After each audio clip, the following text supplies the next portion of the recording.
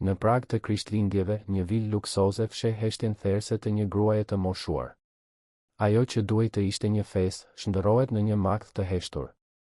Por kur i biri kthehet papritur nga udhëtimi, maska e përsosmërisë fillon të shembet. Nëse kjo histori ju interesoj, mos harroni të abonoheni në kanalin ton dhe na tregoni nga cili qytet po na ndiqni, vazhdojmë. Drita e pasdites hynte përmes dritareve të gjera të apartamentit në blok, në Tiranë, duke vizatuar reflekse të arta mbi dyshemen prej mermeri italian. Gjithçka aty dukej e zgjedhur me kujdes për të lënë përshtypje. Divanet prej lëkure bezh të importuara nga Italia, jashtëkët e mëndafsh me qëndisma delikate, pikturat abstrakte të firmosura nga artistë të njohur, emrat e të cilëve shqiptoheshin me nderim nëpër galeri arti. Çdo objekt zinte vendin e tij me një saktësi thuajse kirurgjikale, sikur e gjithë shtëpia të ishte një vitrinë e përhershme e shijes së hollë dhe suksesit. Nuk kishte vend për rastësinë, për të papërsosurën, për atë që nuk përputhej me imazhin e përsosmërisë absolute që përpiqeshin të ndërtonin aty. Megjithatë, mes gjithë asaj harmonie vizuale të orkestruar me kujdes, ishte një prani që nuk dukej se i përkiste atij vendi. Zonja Lirie, një grua 73 vjeçare, me flokë të thinjur të mbledhur në një topuz të thjeshtë e diskret, lëvizte nëpër shtëpi me një lehtësi thuajse fantazmatike. Hapat e saj ishin të ngadalë dhe të llogaritur, sikur çdo lëvizje të ishte provuar për të mos shkaktuar bezdin më të vogël të mundshme. Ajo e dinte saktësisht ku të shkelte që dyshemeja të mos kërciste, ku të ulej pa lënë gjurmë në jashtëkët e patëmet, ku t'i mbështeste duart pa prishur rregullin milimetrik të objekteve dekorative. Jetonte aty, në atë shtëpi që teorikisht ishte edhe e saja, por zinte hapësirën më të vogël të mundshme, fizikisht dhe emocionalisht. Atë pasdite dhjetori, vetëm një javë para Krishtlindjeve, zonja Lirie ishte në kuzhinë. Jo në kuzhinën moderne me mermer të zi dhe pajisje elektroshtëpiake të fjalës së fundit që ishte e integruar me dhomën e ndenjes, e cila përdorej vetëm për pije të sofistikuara dhe meze të vogla gjatë festave që Elona adhuronte të organizonte për mikeshat e saj influencere digjitale. Zonja Lirie qëndronte në kuzhinën e shërbimit, në pjesën e pasme të apartamentit, një hapësirë funksionale dhe pa shkëlqim, ku Fatimja, shërbëtorja, kalonte pjesën më të madhe të kohës duke përgatitur vaktet që kur nuk do të fotografoheshin për rrjetet sociale. E moshuara po përgatiste petulla, një recetë e thjeshtë që e kishte mësuar nga jama dekada më parë, atje në fshatrat e Korçës, kur jeta ishte e vështirë por e ndershme, kur nuk kishte para por kishte dinjitet. Duart e saj, të shënuara nga damarët e dalë dhe lëkura e hollë e menjolla nga mosha, zhycnin copa buke të ndenjur në qumështin e ëmbëlsuar me sheqer dhe të aromatizuar me kanellë. Ishte një gjest mekanik, i përsëritur kaq herë gjatë jetës sa që trupi dinte ta bënte vetë, por sytë e zonjes Lirie ishin larg, të humbur në kujtimet e Krishtlindjeve të tjera, kur Ardiani ishte vetëm një djalë i dobët me këmbë zbathur, që vraponte nëpër shtëpinë e thjeshtë ku jetonin, me muret e qëruara dhe tavanin që ndonjëherë pikonte kur binte shi i fortë. Ajo kujtonte buzëqeshjen e tij kur provonte petullën e parë të vitit, atë gëzim të pastër e pa filtra që kanë fëmijët kur ende nuk kanë mësuar t'i fshehin ndjenjat. Kujtonte se si e ndihmonte të zbukuronte shtëpinë me stoli të bëra me letër me ngjyra dhe xixa të lira të blera në dyqanin e Xhabeqirit, duke qeshur kur ngjitësi i ngjitej në gishta dhe kur xixat shpërndaheshin kudo. Në atë kohë, nuk kishte luks, nuk kishte sofistikim, nuk kishte asgjë që mund të shfaqej në rrjetet sociale. Por kishte ngrohtësi. Kishte përqafime të gjata në fund të ditës, biseda në tryez ndërsa ndanin të paktën që kishin, histori të treguara para gjumit në shtratin e ngushtë që ndanin. Kishte përkatësi. Era e kanellës filloi të përhapet nëpër kuzhinën e shërbimit, e ëmbël dhe ngushëlluese, dhe zonja Lirie i lejoi vetes një buzëqeshje të vogël nostalgjike. Ndoshta Ardianit do t'i pëlqente të hante petulla kur të kthehej nga udhëtimi.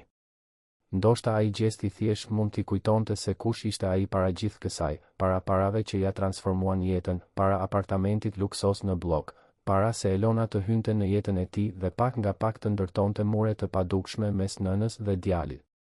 Pikërisht atëherë dëgjoi hapat e fortë dhe ritmik që po afroheshin nëpër korridor.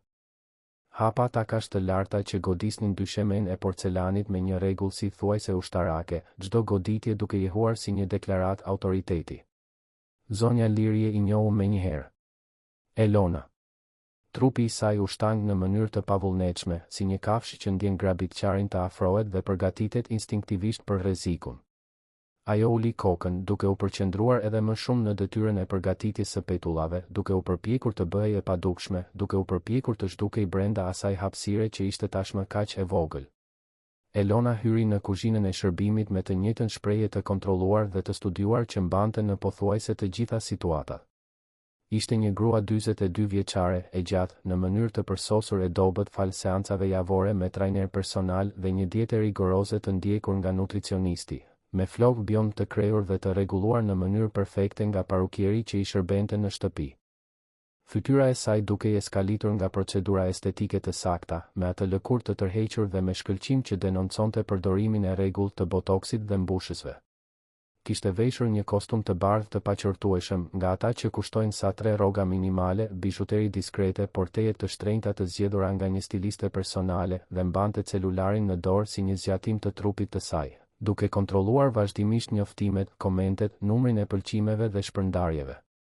Sytë e saj, të qelët dhe të ftohtë si akulli, skanuan ambientin para se të ndaleshin të zonja Lirie me një shprehje mosmiratimi të fshehur keq. Kjo tha Elona, me një ton që nuk ishte saktësisht agresiv, por mbarte një qortim të qartë dhe therrës. Kjo po përhapet në të gjithë shtëpinë. Kam një seancë fotografike pas pak për profilin tim. Si do ta fotografoj ambientin me këtë kuzhine që pushton gjithçka? Zonja Lirie gëlltiti pështymën, pa i ngritur syt nga fetat e bukës që pushonin në tavë. Po bëja petulla, tha me zë të ulët dhe të nënshtruar. Mendova se Ardianit do t'i pëlqente kur të kthehej nga udhëtimi.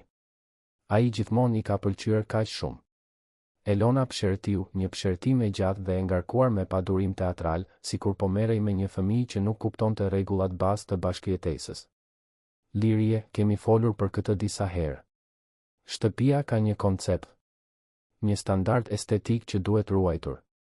Era e skuqjes dhe sheqerit të djegur nuk përputhet me ambientin minimalist dhe të sofistikuar që unë e mbaj këtu me kaq shumë mundim. Kam klient që mund të shfaqen në çdo moment për takime. Kam ndjekës që ndjekin çdo detaj të rutinës sime, çdo cep të kësaj shtëpie. Kjo komprometon gjithçka që kam ndërtuar. A nuk e kupton punën që duhet për të ruajtur këtë imazh? Zonja fliste ngadalë, duke artikuluar çdo fjalë me saktësi, sikur po shpjegonte diçka të jetë të qartë për dikë me vështirësi serioze në të kuptuar. Nuk kishte britma. Nuk kishte sharje eksplicite. Por kishte, në çdo rrokje të shqiptuar me kujdes, në çdo pauzë të llogaritur, një poshtërim të heshtur, të vazhdueshëm dhe thellësisht të kalkuluar. Zonja Lirie shtrëngoi buzët, duke ndjer fytin t'i shtrëngoi dhe syt t'i digjinin. Më fal, Elon. Nuk e mendova. Do t'i mbaroj shpejt dhe do t'a lë gjithçka të ajroset mirë. Premtoj se nuk do të mbetet asnjëherë. Elona e vëzhgoi të moshuarën për disa sekonda të tjera, me atë vështrim vlerësues që përdorte për të gjykuar gjithçka dhe të gjithë rreth saj, duke klasifikuar njerëzit dhe situatat mes asaj që i shërbente imazhit të saj dhe asaj që jo. Pastaj bëri një shenjë të lehtë me dorë, një gjest elegant por i ftohtë për ta larguar dhe u kthye për të dalë. Para se të kalonte pragun, megjithatë ndaloi dhe hodhi një vështrim mbi supe me një shprehje mendimtare. Dhe Lirie, edhe diçka tjetër. Sonte pres disa mikesha për darkë. Do të fotografoj tryezën, dekorin, pije. Do ishte më mirë të qëndroje në dhomën tënde pas orës 7. Nuk dua të ndihesh në siklet me lëvizjet dhe me kaq shumë njerëz të çuditshëm që qarkullojnë këtu. Fjalia ishte e mbështjellë me një shqetësim të rrem, por të dyja e dinin të vërtetën pas atyre fjalëve. Elona nuk donte që zonja Lirie të shfaqej në foto, nuk donte që ndjekësit e saj të dinin se aty jetonte një grua e moshuar, duke prishur imazhin e rinisë së përjetshme dhe jetës së përsosur që shiste çdo ditë. Zonja Lirie tundi kokën në heshtje dhe Elona doli, takat e saj duke jehuar nëpër korridorin e porcelanit derisa u zhdukën në distancë, duke lënë pas vetëm tingullin e heshtjes së sikletshme. E moshuara mbeti e palvizur për një moment të gjatë, duke parë fetat e bukës të njomura me qumësht të ëmbël. Syt filluan t'i digjinin me më shumë intensitet, por ajo i rrahu disa herë, duke i detyruar lotët të mos binin. Nuk ja vlente të qaje. Të qaje nuk ndryshonte asgjë. Të qaje vetëm do ta bënte Elonën të thoshte se ishte dramatike, tepër e ndjeshme, se nuk dinte të përballej me realitetin. Fatimja, e cila po rregullonte qilarin aty pranë, u afrua ngadalë me hapa të kujdesshëm. Ishte një grua 50 vjeçare, me lëkurë zeshkane dhe sy të butë që kishin parë shumë gjëra në atë shtëpi gjatë 6 viteve të fundit. Ajo e njihte mirë dinamikën e sëmurë që ishte instaluar aty dhe ndjente një dëmshuri të thellë për zonjën Lirie, por gjithashtu e dinte me mençurinë e atij që duhet të mbijetojë, se çdo ndërhyrje më e drejtë për drejt mund t'i kushtonte vendin e punës. Dhe ajo kishte 2 vajza për të mbajtur. A doni ti mbaroj unë petullat, zonja Lirie, pyeti me zë të ulët, pothuajse një pëshpërim, duke parë anash për t'u siguruar që Elona ishte larguar vërtet.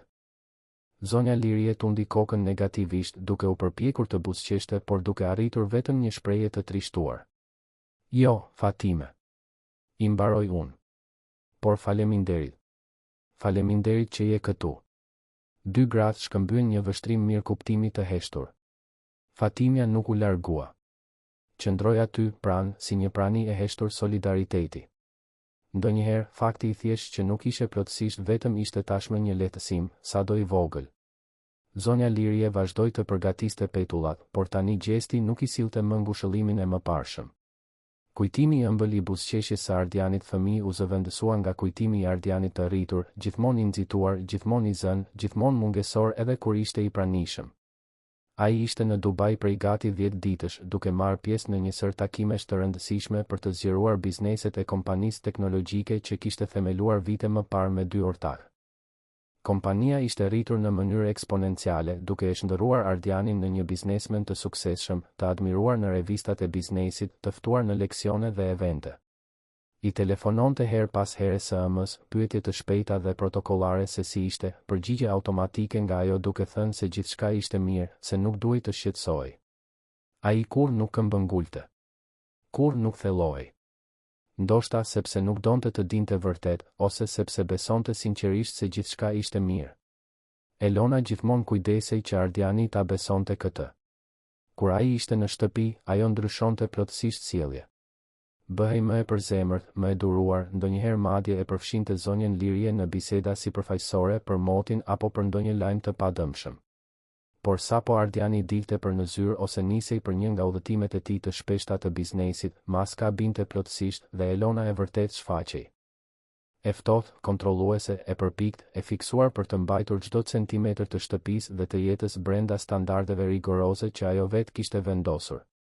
Ajo shtëpi ishte skena kryesore e jetës së saj digjitale të ndërtuar me kujdes. Profili I saj në Instagram kishte më shumë se 200.000 ndjekës, njerëz që ndiqnin çdo detaj të rutinës së saj në dukje të patëmet dhe të lakmueshme. Foto të mëngjeseve të përgatitura në mënyrë perfekte me fruta organike të vendosura artistikisht, dekorime minimaliste me objekte dizajni skandinav, rroba firmato të veshura me një shkujdesje të studiuar. Udhëtime në destinacione parajsore ku gjithçka dukej spontane, por ishte e planifikuar milimetrikisht. Gjithçka e llogaritur, e redaktuar dhe e filtruar me kujdes për të dhënë imazhin e një jete të përsosur, të lakmueshme, absolutisht pa të meta apo pa përsosmëri. Dhe zonja Lirie, me rrobat e saj të thjeshta të blera në dyqane popullore, gjestet e saj të ngadalta të shënuara nga mosha, trishtimin e saj të heshtur që rëndonte në ambient, nuk përshtatej në këtë skenar të plastifikuar. Ishte një element disonant, një papërsosmëri njerëzore që duhej fshirë, mbajtur larg kamerave dhe vështrimeve. Zonja Lirie mbaroi së përgatituri petullat me duar që I dridheshin lehtë dhe e mbuloi tavën me një pecet të pastër dhe të zbardhur. I ruajti të gjitha në frigoriferin e kuzhinës së shërbimit, larg frigoriferit prej inoksit të kuzhinës moderne ku Elona do të shfaqte pjatat e sofistikuara të porositura nga një shërbim I shtrenjtë catering për darkën e asaj nate. Lau duart ngadalë nën ujin e vakët, I thau në përparsen e vjetër që përdorte prej vitesh, dhe pastaj eci ngadalë drejt dhomës së saj, çdo hap duke I rënduar sikur mbante botën mbi supe. Ishte një dhomë e vogël dhe pa sharm, në pjesën e pasme të apartamentit, pranë zonës së shërbimit dhe dhomës së Fatimes. Dikur kishte qenë dhoma e shërbëtores në apartamentet e vjetra, dhe Elona e kishte bindur Ardianin me argumente në dukje logjike se do të ishte më mirë që ema të qëndronte aty. Pasi dhoma kishte banjë private dhe ajo do të kishte më shumë privatësi dhe pavarësi. Në të vërtetë, ishte një mënyrë elegante për ta mbajtur të izoluar, të ndarë, larg zonave fisnike të apartamentit, larg vizitave të rëndësishme, larg jetës që Elona përpiqej të shiste si produkt në rrjetet sociale. Zonja Lirie u ul në cep të shtratit të ngushtë tek dhe pa nga dritarja e vogël që jepte nga pusi I ajrimit të pallatit. Prej andej nuk shihej qielli i kaltër, nuk shiheshin pemët apo qyteti pulsues. Shiheshin vetëm mure gri dhe të pista, dritare të apartamenteve të tjera ku ndodhnin jetë të tjera, tuba të ekspozuar. Ajo mendoi për Korçën, për shtëpinë modeste por dinjitoze ku e kishte rritur Ardianin vetëm pasi i shoqi ishte nisur për një mundësi pune në Tiranë që kur nuk u konkretizua siç ishte premtuar. Mendoi për sakrificat e mëdha që kishte bërë që i biri të studionte, të diplomohej, të ndërtonte një jetë më të mirë se e saja. Kishte punuar si robaqepse për vite me radhë, duke qepur deri në orët e vona të natës në dritën e dobët të një llambe, duke dëmtuar shikimin e saj për t'i paguar shkollën private, materialet, kurset. Dhe ai e ndërtoi këtë jetë më të mirë. Ardiani ishte një njeri i suksesshëm, i respektuar në treg, financiarisht i qëndrueshëm dhe i sigurt. Por, në një mënyrë të dhimbshme dhe të pakuptueshme, në rrugën drejt suksesit material, ai ishte distancuar emocionalisht nga gjithçka që kishte qenë dikur, nga të gjitha vlerat që ajo ishte përpjekur t'ia mësonte. Ajo nuk e fajsonte plotësisht. Nuk kishte inat me të. Jeta të mëson, shpesh në mënyrë të ashpër, se njerëzit ndryshojnë, se prioritetet transformohen, se suksesi ka një çmim të padukshëm por të lartë. Dhe ndoshta Ardiani besonte vërtet se po kujdesej për të siç duhet duke e sjellë të jetonte në atë apartament luksos 300 metra katror, duke i siguruar rehati materiale, rroba të pastra, ushqim në tryez, mjek privat. Ai nuk e shihte, sepse nuk ishte i pranishëm për ta parë, se çfarë ndodhte kur ai nuk ishte aty. Nuk i shihte vështrimet e akullta të Elonës, urdhrat e thatë të maskuar si sugjerime, përjashtimet e vazhdueshme dhe të heshtura, poshtërimin e përditshëm që vinte në doza të vogla por që të grumbulluara helmonin shpirtin. Dhe zonja Lirie nuk kishte guxim t'i tregonte. Nuk donte të shihej si një plak ankesamane dhe problematike, nuk donte të shkaktonte konflikte në martesën e të birit, nuk donte të ishte një barë edhe më e madhe se sa tashmë ndjente se ishte. Atë natë, ndërsa Elona priste mikeshat e saj influencere në dhomën e ngrënjes me një tryez të shtruar denjësisht për kopertinën e një reviste dekorimi, me lule të importuara, en porcelani anglez dhe gota kristali, zonja Lirie qëndroi e mbyllur në dhomën e saj të vogël dhe të mbytur. Dëgjonte zhurmën e mbytur por të pagabueshme të qeshurave të qerëse, të bisedave të gjalla për markat e luksit dhe udhëtimet ndërkombëtare, të trokitjes elegante të gotave të verës franceze. Ishte si të ishe në një botë krejtësisht paralele, e ndarë nga mure të hollë por të pakapërcyeshëm nga një jetë që ndodhte patë, pavarësisht saj, duke ignoruar ekzistencën e saj. Fatimia trokiti lehtë në derë rreth orës 10 të natës, duke sjellë një pjatë të përgatitur me kujdes me ushqim nga darka. Elona më kërkoi t'ju sillja diçka, tha ajo me zë të ulët, por të dyja e dinin se ishte vetëm një formalitet i zbrazët. Elona donte që zonja Lirie të ishte e ushqyer dhe e shëndetshme, jo nga afeksioni i sinqert apo shqetësimi i dashur, por sepse çdo problem shëndetësor, çdo shtrim në spital apo urgjencë do të ishte një bezdi e madhe, një thyrje në rutinën e përsosur që ajo orkestronte. Zonja Lirie falenderoi me një buzëqeshje të lodhur dhe hëngri në heshtje, ulur në cep të shtratit të ngushtë, duke dëgjuar tingujt e largët dhe të mbytur të festës që nuk ishte e saja, që kur nuk do të ishte e saja. Më pas, u shtri herët ende me rroba, por gjumi nuk i vinte lehtë. Mbeti duke parë tavanin me njolla, duke menduar se si jeta bën kthesa të çuditshme dhe mizore. Ajo që dikur kishte qenë referenca e vetme dhe absolute e Ardianit, personi që ai donte më shumë në botë, ajo tek e cila ai vraponte në momentet e frikës apo gëzimit, tani trajtohej si një objekt i pavend, një mobilje e vjetër që nuk shkonte me dekorin e ri. Ndërkohë, në anën tjetër të detit, në një hotel luksos në Dubai, Ardiani ishte ulur në cep të shtratit të madh, duke parë ish përqendruar ekranin e celularit. Sapo kishte mbaruar një tjetër takim me ndërisht raskapitës me investitor arab dhe ndjente një lodhje që shkonte përtej trupit fizik. Ishte një raskapitje e thellë emocionale, një zbrazti në rritje që ishte instaluar në heshtje prej muajsh, ndoshta vitesh, si një hije që zgjerohet ngadalë por pa ndalur. Mendoi t'i telefononte SMS, por pa orën zvicerane që mbante në dorë dhe llogariti mendërisht se duhet të ishte shumë vonë në Tiranë. Vendosi ta linte për ditën tjetër, siç bënte gjithmonë. Por diçka e shqetësonte vazhdimisht. Një ndjesi e paqartë dhe e sikletshme, një shqetësim emocional që nuk arrinte ta emërtonte apo ta lokalizonte me saktësi. Ju kujtua qartë hera e fundit që e kishte parë zonjën Lirie, disa ditë para se të nisej për atë udhëtim. ajo ishte në dhomën e ndenjes, ulur në një koltuk diskret në cep, pothuajse e padukshme, dhe kur ai u afrua për t'u përshëndetur me nxitim, ajo ja kapi dorën me një forcë të pazakon dhe të papritur, sikur nuk donte ta lëshonte, sikur parandjente diçka. Sytë e saj ishin të lagur, duke shkëlqyer nga lotët e përmbajtur, dhe Ardiani e pyeti shpejt nëse gjithçka ishte në rregull. Ajo tundi kokën shumë shpejt, sforcoi një buzëqeshje të dridhur dhe tha po, gjithçka ishte mirë, të udhëtonte i qetë dhe të përqendrohej në takimet e rëndësishme. Por ai shtrëngim dore i mbeti i gdhendur në kujtesë si një shenjë fizike. Kishte diçka në atë gest të dëshpëruar. Diçka që ai nuk diti ose nuk deshi ta interpretonte në atë moment, por që tani, vetëm në një dhomë hoteli pa personalitet mijëra kilometra larg shtëpisë, filloi të jehonte brenda tij si një kamban alarmi që nuk pushonte së rëni. Ardiani u ngrit nga shtrati dhe shkoi te dritarja e madhe që shkonte nga dyshemeja në tavan, duke parë dritat vibrante të qytetit poshtë. Dubai ishte i gjallë, modern, plot jetë dhe lëvizje. Por ai, paradoksalisht, ndjente një vetmi të thellë dhe therse. Dhe në thellësi të kësaj vetmie, filloi të shfaqej një pyetje e sikletshme që ai ishte përpjekur prej kohësh të mos e bënte. Çfarë po ndodhte vërtet në shtëpinë e tij? Çfarë po ndodhte me nënën e tij? Ai tundi kokën, duke u përpjekur të largonte mendimet shqetësuese. Elona gjithmonë e siguronte me forcë se gjithçka ishte mirë, se kujdesej shumë mirë për zonjën Lirie, se shtëpia funksiononte në mënyrë perfekte si një orë zvicerane. Ai i besonte asaj. Ose të paktën përpiqej ta binte veten se i besonte. Por pse atëherë ai shqetësimi vazhdueshëm nuk e linte?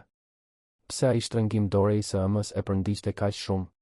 Ardiani mori celularin me duar që i dridheshin lehtë dhe hapi aplikacionin e mesazheve. Shkroi shpejt një mesazh për Elonën, duke u përpjekur të tingëllonte i zakonshëm. Si janë gjërat aty në shtëpi? Mami është mirë? Si po ndihet? Përgjigjja erdhi disa minuta më vonë, e shkurtër dhe e përgjithshme. Gjithçka shkëlqyeshëm këtu, zemër. Mami yt po pushon mirë. Mos u shqetëso për asgjë.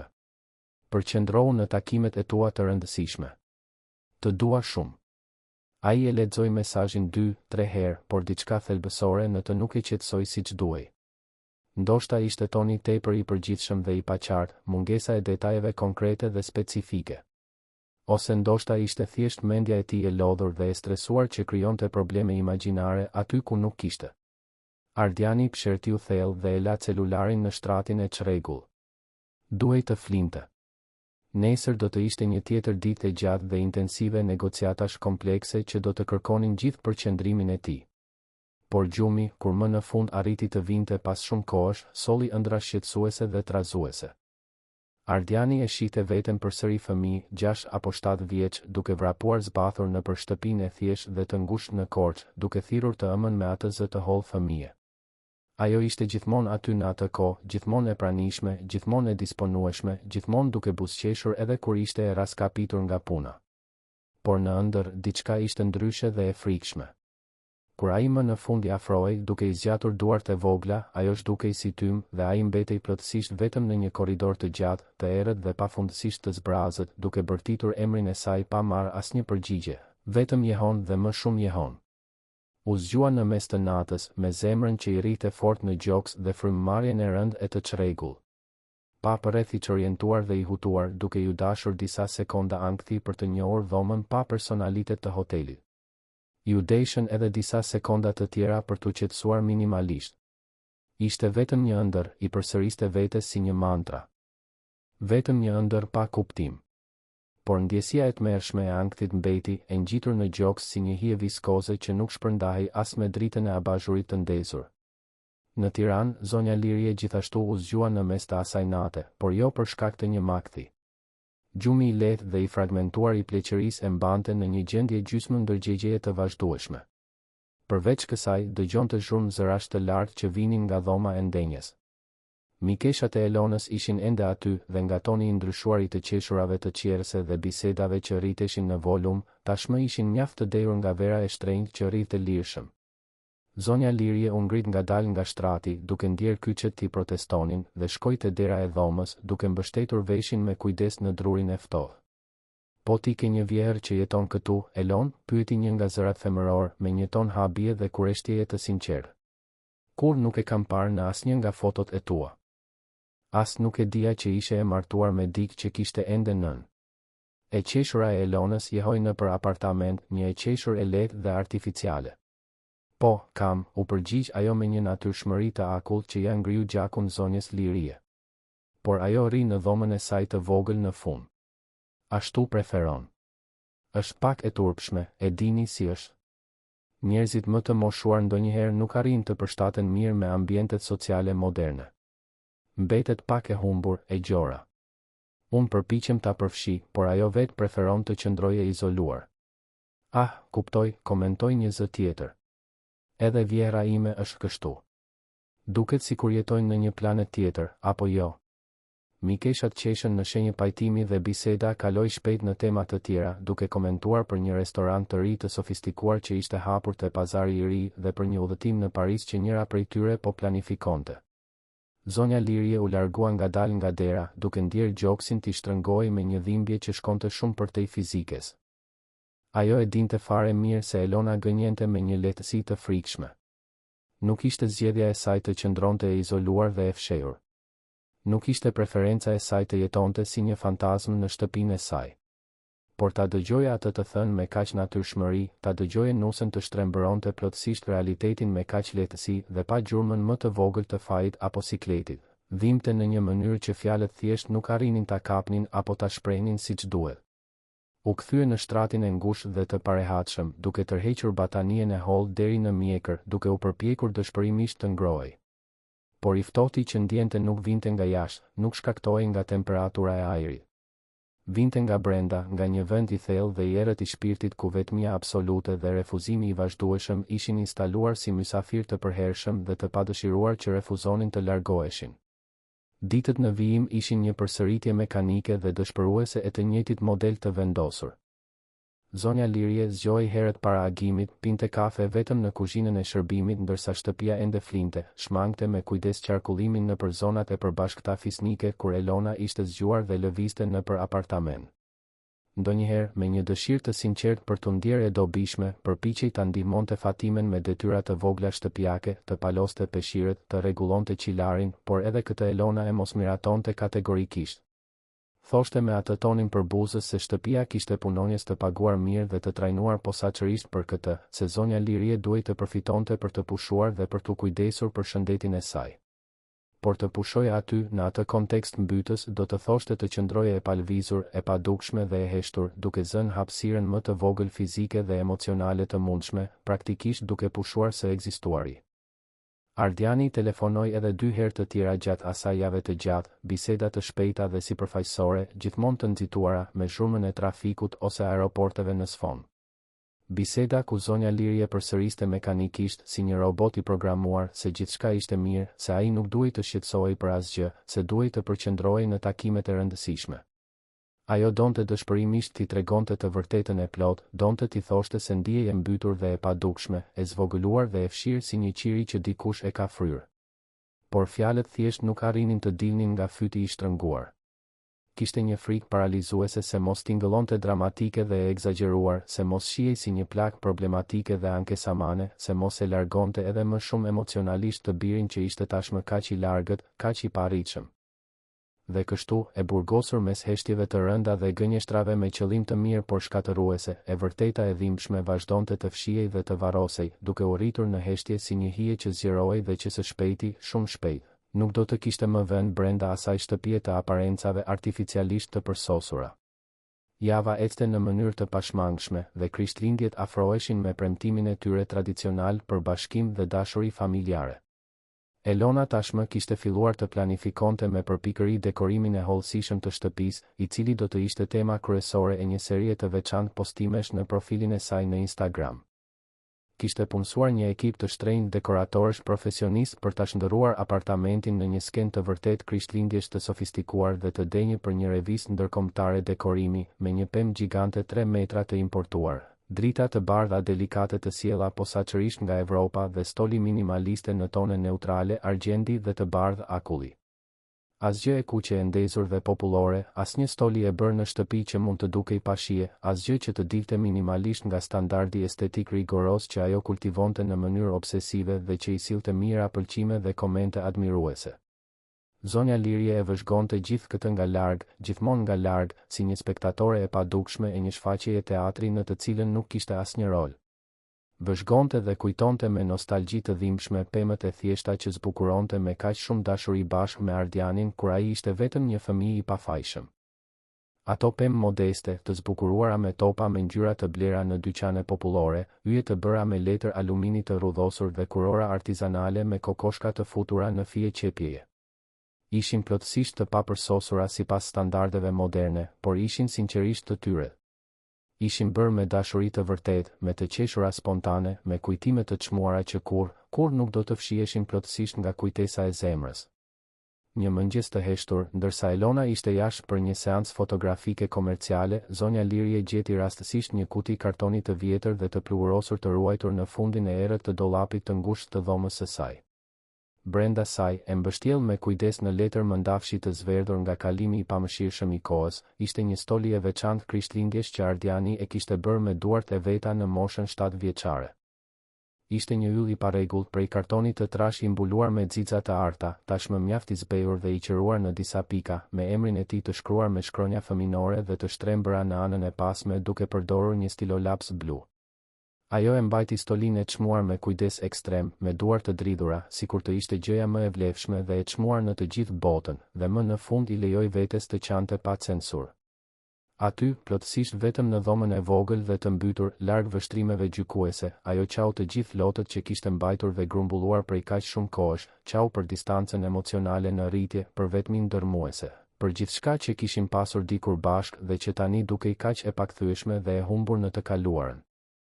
Kur Fatimia hyri në heshtje në dhomë për të rregulluar dhe ndëruar rrobat e shtratit dhe e gjeti kështu, ulur në cep të shtratit me stolinë fëminore në duart e dridhura dhe fytyrën plotësisht të lagur nga lotët që rridhnin pa pushim, ajo nuk tha absolutisht asgjë. Thjesht ul me respekt pranë të moshuarës dhe i vendosi dorën e ngrohtë mbi supin e saj të dobët dhe të kërrusur. Ndonjëherë, veçanërisht në momentet më të vështira, shoqëria e heshtur dhe e sinqertë vlen pafundësisht më shumë se mira fjalë të zbrazta ngushëllimi. Dhe ndërsa zonja Lirje qante në heshtje në Tiranë duke çliruar një dhimbje të grumbulluar prej muajsh, Ardiani, i mbyllur në Dubai, ndjente një shqetësim në rritje dhe të vazhdueshëm që thjesht nuk arrinte më ta injoronte apo ta mbyte. Diçka ishte thellësisht gabim.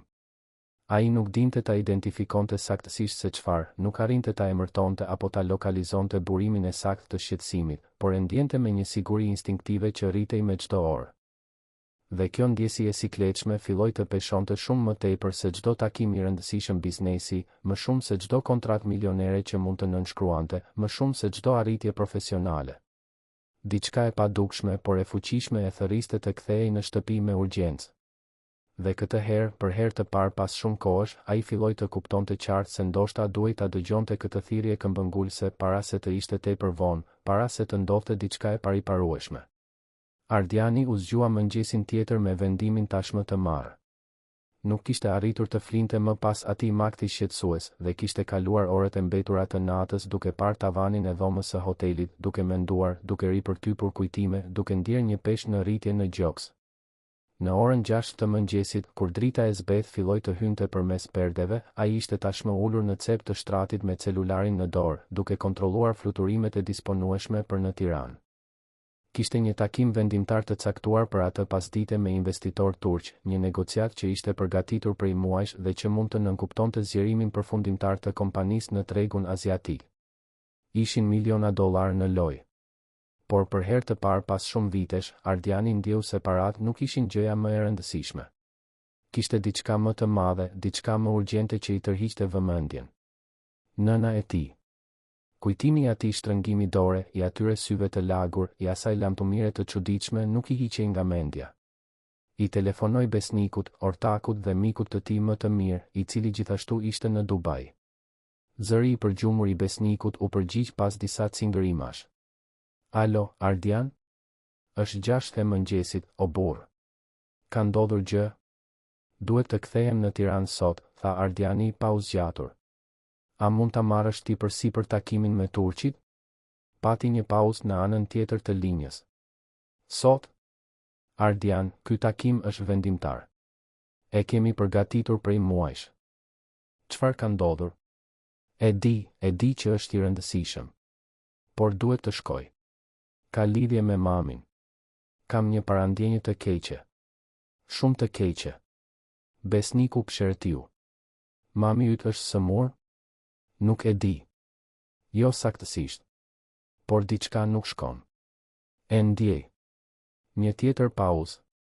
Besniku e njihte Ardianin prej 15 vitesh që nga koha e fakultetit. E dinte që miku i tij nuk merrte vendime impulsive, veçanërisht kur bëhej fjalë për biznes. Nëse ai thoshte se duhej të shkonte, kishte një arsye serioze. Në rregull, tha besniku më në fund. E marr unë përsipër takimin.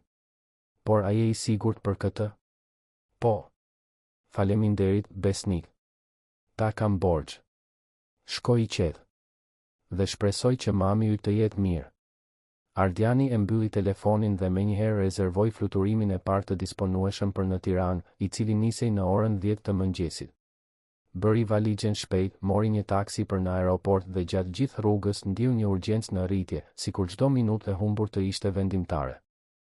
U përpoqti telefononte Elonës për ta njoftuar se po kthehej, por ajo nuk u përgjigj. I la një mesazh të shkurtër. Po kthehem sot. Arri në darkë. Përgjigjja e Elonës erdhi disa minuta më vonë. Pse? Ka ndodhur gjë me bizneset?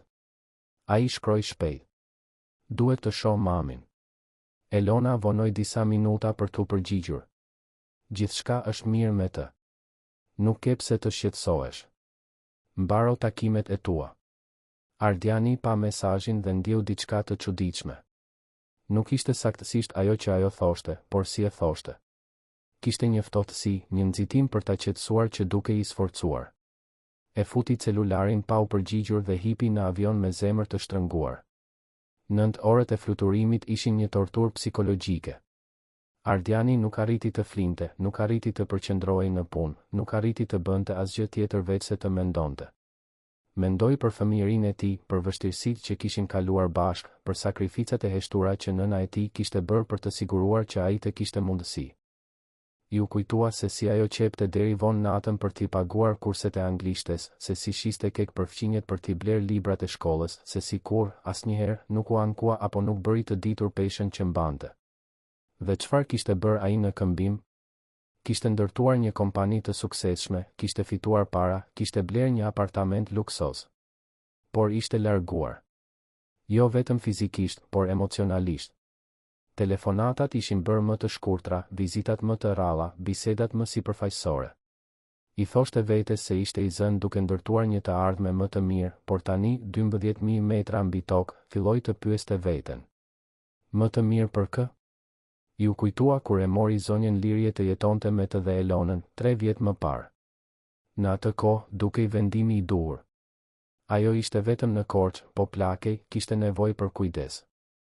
Ai mendonte se ta sillte në Tiranë, në një apartament të gjerë me gjithë rehatin, do të ishte një mënyrë për t'ia shpërblyer gjithçka që ajo kishte bërë. Por a ishte ajo e lumtur aty? Ai kishte kushtuar ai vërtet vëmendje? Ardiani mbylli sytë dhe sforcoi kujtesën. Kur ishte hera e fundit që ishte ulur me nënën e tij për të biseduar vërtet? Jo një bisedë e shpejtë për shëndetin apo nëse i duhej diçka, por një bisedë e vërtetë për jetën, për kujtimet, për ndjenjat. Nuk arrinte ta kujtonte. Dhe kjo dhimbte më shumë se çdo gjë tjetër. Avioni më në fund u ul në Rinas në orën 9 të mbrëmjes. Ardiani mori vetëm valixhen e dorës dhe doli shpejt nga aeroporti, duke thirrur një taksi. Gjatë rrugës nëpër autostradë, e ndriçuar nga dritat e qytetit, u përpoq të telefononte në shtëpi. Elona u përgjigj në cingërimën e 4. Hej, zemër. Po vjen? Jam në taksi. Arri për gjysmë ore. Si është mami? Ajo është mirë, Ardian. Ka ngrënë darkë dhe është në dhomën e saj duke pushuar. Vërtet nuk kishe pse të ktheheshe me vrap kështu. Duhet ta shoh, tha ai thjesht. Kishte diçka në tonin e Elonës që e shqetësonte, por nuk arrinte ta identifikonte saktësisht se çfarë. E mbylli telefonin dhe mbeti duke parë qytetin që kalonte përmes dritares, duke ndier një ankth në rritje. Ndërkohë, në apartament, Elona e mbylli telefonin me një shprehje të tensionuar. Fatimia ishte në kuzhinë duke mbaruar së lari enët e darkës dhe e vuri re ndryshimin në ambient. Elona hyri në kuzhinë me hapa të shpejtë. Ardiani po kthehet sot. Arrin për gjysmë ore. Fatimia vetëm tundi kokën, por ndjeu një lehtësim të pamas. Ndoshta më në fund gjërat mund të ndryshonin. Elona, megjithatë, po llogariste. Shko te dhoma e Liries dhe thuaj të qëndrojë aty. Thuaj që Ardiani është I lodhur nga udhëtimi dhe është më mirë të mos e bezdisë sonte. Nesër flasin. Fatimia hezitoi. Me gjithë respektin, zonja Elon, por zoti Ardian u kthye pikërisht për të parë të ëmën. Mendoj se ajo duhet të jetë në dhomën e ndenjes kur ai të arrijë. Elona u kthye ashpër, sytë e saj të ftohtë të ngulitur te Fatimia. Nuk më kujtohet të kem kërkuar mendimin, Fatime. Bëj atë që po të them. Fatimia uli kokën, por diçka brenda saj u revoltua. Ishin vite duke vëzhguar atë situatë, vite duke parë zonjën Lirie të shuej në heshtje. Ajo mori frym thellë dhe tha, me një zë të fortë që e habiti edhe veten. Nuk do ta bëj, zonja Elon. Me gjithë respektin, por nuk do ta bëj. Nëse doni t'i flisni zonjës Lirie, flisni ju vetë. Heshtja që pasoi ishte e tensionuar dhe e rëndë. Elona hapi gojen për ta qortuar Fatimen, ndoshta për ta pushuar nga puna aty për aty, por dëgjoi zhurmën e Chelsit që rrotullohej në bravën e derës kryesore. Ardiani kishte mbërritur. Elona shpejt e rikompozoi shprehjen, vuri një buzëqeshje të sajuar në fytyrë dhe doli nga kuzhina për të pritur të shoqin. Ardiani hyri në apartament me valixhen në dorë, dukshëm I lodhur por I vendosur. Hej, zemër, tha Elona, duke ju afruar për ta puthur. Çfarë surprize që u ktheve kështu? Të kishte marrë malli? Ardiani ja ktheu puthjen mekanikisht, sytë e tij tashmë duke kërkuar nëpër shtëpi. Ku është mami? Në dhomën e saj, duke pushuar. Hëngri dark herët dhe u tërhoq.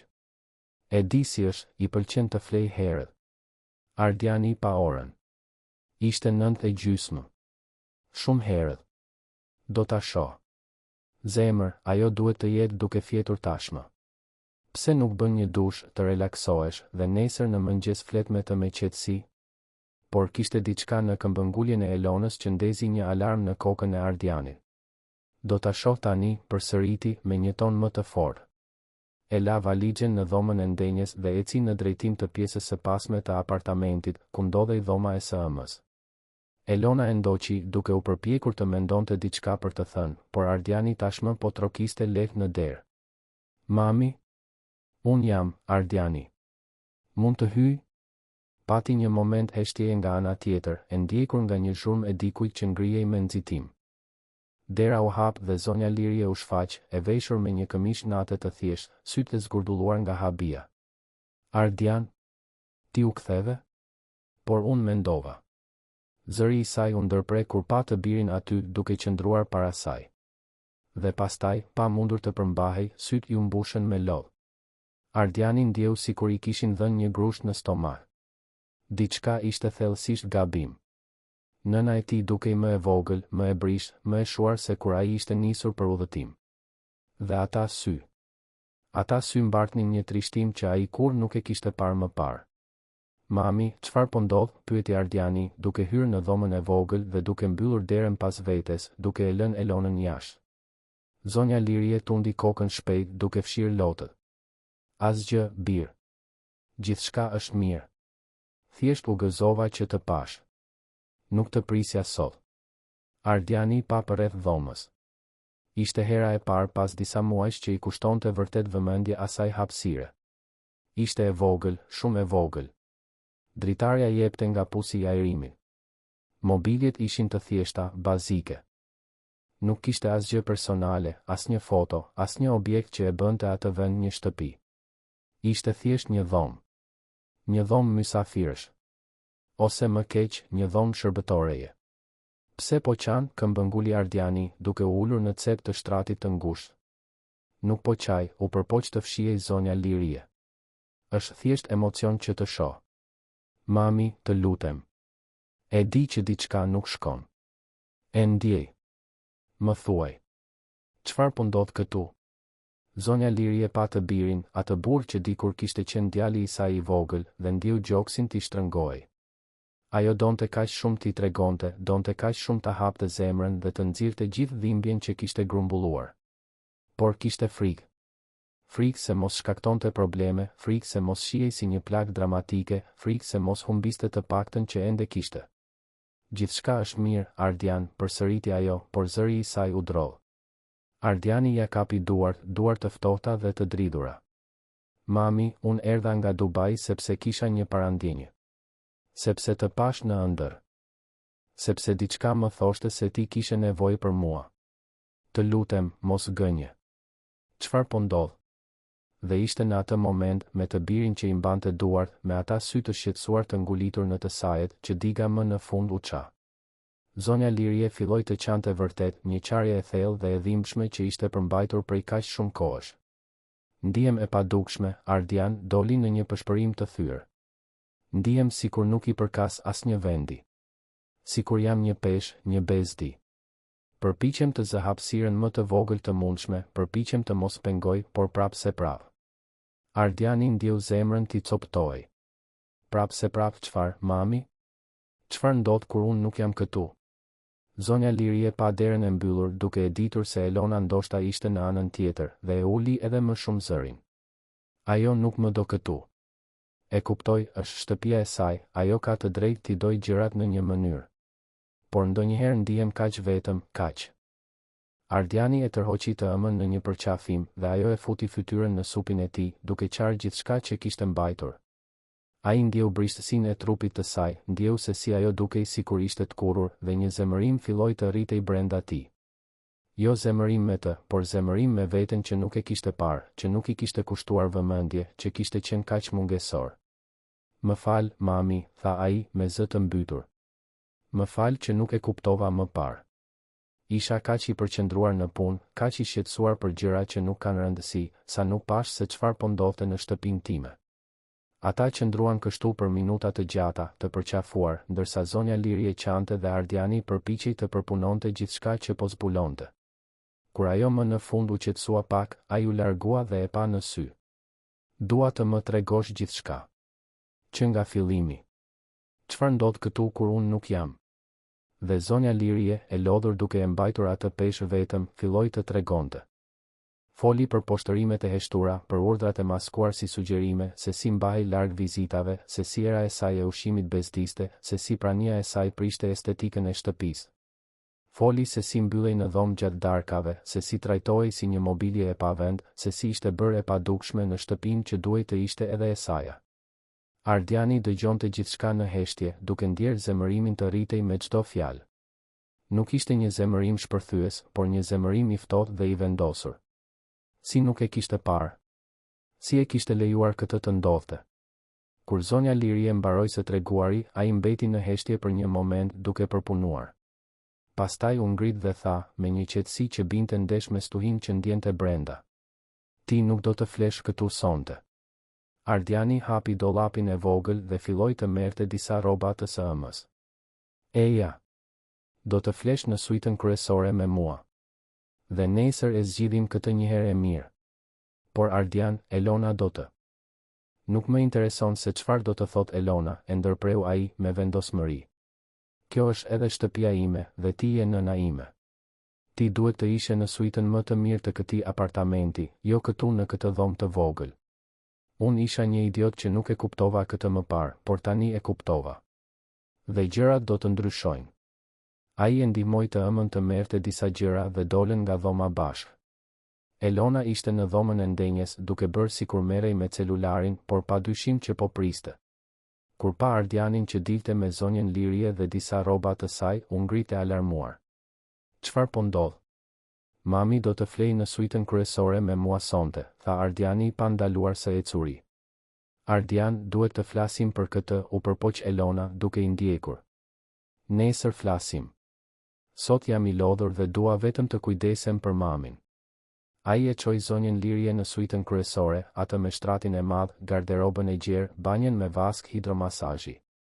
Zonja Lirie pa përreth gjysmë e humbur, sikur po hynte në një territor të ndaluar. Bir, unë nuk mundem. Mundesh. Dhe do ta bësh. Bëj një dush, ndërohu dhe pusho. Je në shtëpinë tënde.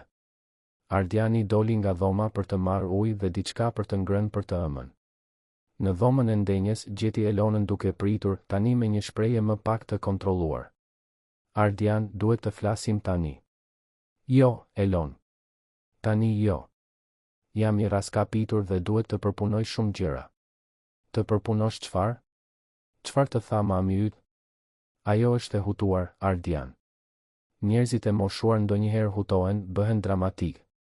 Mami im nuk është e hutuar, e preu Ardiani, duke u kthyer për ta parë në sy. Ajo po vuan. Dhe unë nuk e pash sepse isha i verbër, mungesor. Por tani pash. Dhe gjërat do të jenë ndryshe. Po e egzageron. Unë kujdesem për të, Ardian. Ajo ka gjithçka këtu. Ajo ka gjëra. Por nuk ka dinjitet. Nuk ka respekt. Nuk ka një shtëpi. Ajo ka një dhomë të vogël ku ti e fsheh kur pret mikeshat e tua. Elona u zbe. Ajo ta tha këtë? Nuk ishte nevoja të ma thoshte. E pash. Për herë të parë pas shumë kohësh, unë vërtet pash. Ardiani shkoi në kuzhinë, përgatiti një çaj të ngrohtë dhe mori disa biskota. U kthye në suit ku zonja Lirie ishte tashmë shtrirë në shtratin e madh, duke u dukur e vogël dhe e humbur mes kaq shumë jastëkësh. Ai I vendosi tabakan pranë. Ha pak dhe pusho. Nesër flasim më shumë. Ardian, nuk dua të shkaktoj probleme mes teje dhe Elonës. Mami, ti nuk po shkakton asgjë. Unë isha neglizhen. Por kjo mbaron tani. Ai I puthi ballin dhe doli nga dhoma, duke mbyllur derën butësisht. Në korridor, Elona e priste me krahët e kryqëzuar. Do të flasim në zyrë, tha Ardiani. Të dy hynë në zyrë dhe Ardiani mbylli derën. Për një moment të gjatë, qëndruan në heshtje, vetëm duke parë njëri tjetrin. Çfarë do që të them, filloi Elona, me një ton mbrojtës. Dua të vërtetën. Si e trajton mamin tim kur unë nuk jam këtu? Unë nuk e keq trajtoj, nëse këtë po mendon. Unë thjesht përpiqem ta mbaj shtëpinë të organizuar, funksionale. Ajo nuk përshtatet mirë me stilin e jetës që kemi. Stilin e jetës? Çfarë stili jete, Elon? Një jetë aparencash? Fotosh të përsosura? Mami im nuk është një pjesë dekorimi që mund të fshihet kur nuk shkon me estetikën. Ti nuk e kupton presionin që kam, Ardian. Karriera ime varet nga imazhi që projektoj. Dhe mami yt. Mami im çfarë? Nuk është mjaftueshëm e re? Nuk është mjaftueshëm e sofistikuar? Nuk shërben për fotot e tua? Po I shtrembëron të gjitha. Jo, Elon. Për herë të parë po I shoh të gjitha me qartësi. Dhe nuk më pëlqen ajo që po shoh. Diskutimi vazhdoi për më shumë se një orë, me Elonën që përpiqej të mbrojë dhe Ardianin që fillonte të kuptonte dimensionin e problemit. Kur më në fund dolën nga zyra, tashmë kishte kaluar mesnata. Ardiani shkoi në suitën kryesore dhe gjeti të ëmën duke fjetur, më në fund e relaksuar. Ai mbeti duke e parë për një moment, duke ndjerë një përzierje dashurie, faji dhe vendosmërie. Ushtri në divanin e dhomës për të mos e shqetësuar dhe mbeti aty, zgjuar, duke planifikuar se çfarë do të bënte ditën tjetër. Një gjë ishte e qartë. Gjërat nuk mund të vazhdonin siç ishin. Duhej të ndryshonin. Dhe do të ndryshonin. Mëngjesi tjetër erdhi me një heshtje të rëndë në apartament. Ardiani u zgjua herët, pas një nate pa gjumë në divanin e suitës. Zonja Lirie ende flinte thellë, e raskapitur emocionalisht nga ngjarjet e natës së kaluar. Ai e mbuloi më mirë me jorgan dhe doli nga dhoma në heshtje, duke mbyllur derën me kujdes. Në kuzhinë gjeti Fatimen duke përgatitur kafe. Ajo e përshëndeti me një tundje koke respektuese. Mirëmëngjes, zoti Ardian. Mirëmëngjes, Fatime. Ai hezitoi për një moment, pastaj pyeti. Sa kohë ke që punon këtu? 6 vjet, zotëri. Ardiani tundi kokën, duke I hedhur vetes kafe. Mund të bëj një pyetje të sinqertë? Sigurisht, zotëri. Si e trajton Elona mamin tim kur unë nuk jam? Fatimja uli syt, dukshëm në siklet. Zoti Ardian, unë. Të lutem, Fatime. Duhet ta di të vërtetën. Nuk do të gjykoj për asgjë. Dua vetëm të kuptoj se çfarë ndodh vërtet këtu. Fatimia mori frym thellë. Ajo pa nga korridori duke u siguruar se ishin vetëm dhe pastaj filloi të fliste me zë të ulët por të fortë.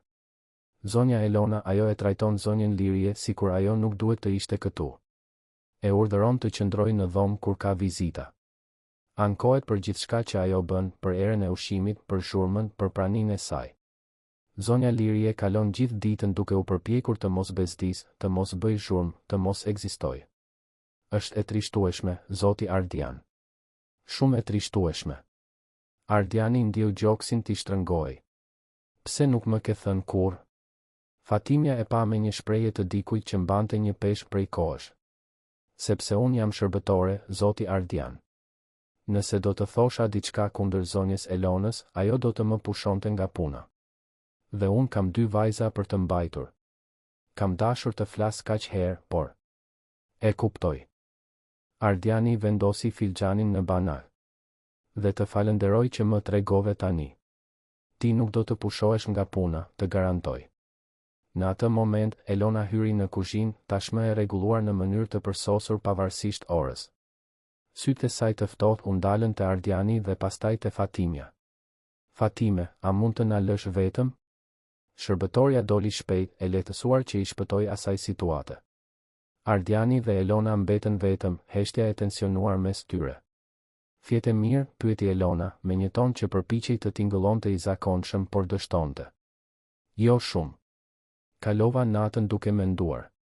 Ardian, mendoj se po i egzageron të gjitha këto.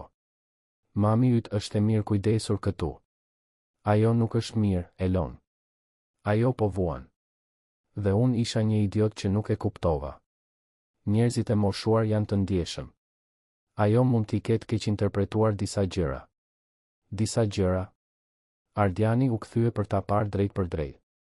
Ti e mban të fshehur në një dhomë të vogël. Ti ja ndalon të shfaqet kur ke vizita. Ti e trajton mamin tim sikur ajo të ishte një turp, për ty unë nuk e trajtoj kështu. Atëherë si e trajton? Më thuaj, Elon. Si sillesh kur unë nuk jam këtu? Elona kryqëzoi krahët në mënyrë mbrojtëse. Unë e mbaj shtëpinë funksionale. Unë kam një punë, Ardian.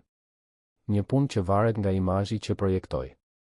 Mami yt nuk e kupton këtë. Mami im nuk ka nevojë ta kuptoj. Ajo ka nevojë vetëm të trajtohet me dinjitet dhe respekt. Dhe këtë ti nuk po ja jep. Po më gjykon pa e kuptuar anën time. Atëherë ma shpjego.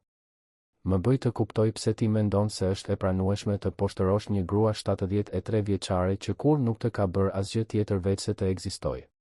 Elona hapi gojen për t'u përgjigjur, por asgjë nuk doli. Për herë të parë, ajo nuk kishte argumente të gatshme, nuk kishte justifikime të përpunuara mirë. Heshtja u zgjat mes tyre, e rëndë dhe përfundimtare. Nuk mund të qëndroj më i martuar me dikë që e trajton mamin tim kështu, tha Ardiani më në fund, zëri i tij i ulët por i fortë. Elona u zbe. Çfarë po thua? Po them se gjërat duhet të ndryshojnë në mënyrë drastike, ose martesa jonë mbaroi. Dhe nuk po flas për ndryshime sipërfaqësore. Po flas për një transformim të plot në mënyrën se si ti e sheh dhe e trajton mamin tim. Po më jep një ultimatum? Po të them të vërtetën. E solla mamin tim të jetonte këtu sepse mendova se do të ishte më mirë për të. Por jashtëndërrova jetën në një ferë dhe këtë nuk mund ta pranoj. Nuk do të zgjedh mes teje dhe asaj, Elon, sepse nuk duhet të më duhet të zgjedh. Por nëse më detyron, ti tashmë e di se cila do të jetë zgjedhja ime. Elona mbeti në heshtje duke përpunuar. Ajo gjithmonë e kishte ditur se Ardiani e donte të ëmën, por kur nuk e kishte imagjinuar se ai do të arrinte në këtë pikë. Gjithmonë kishte menduar se mund ta menaxhonte situatën, ta mbante zonjën Lirie larg pa e kuptuar vërtet Ardiani.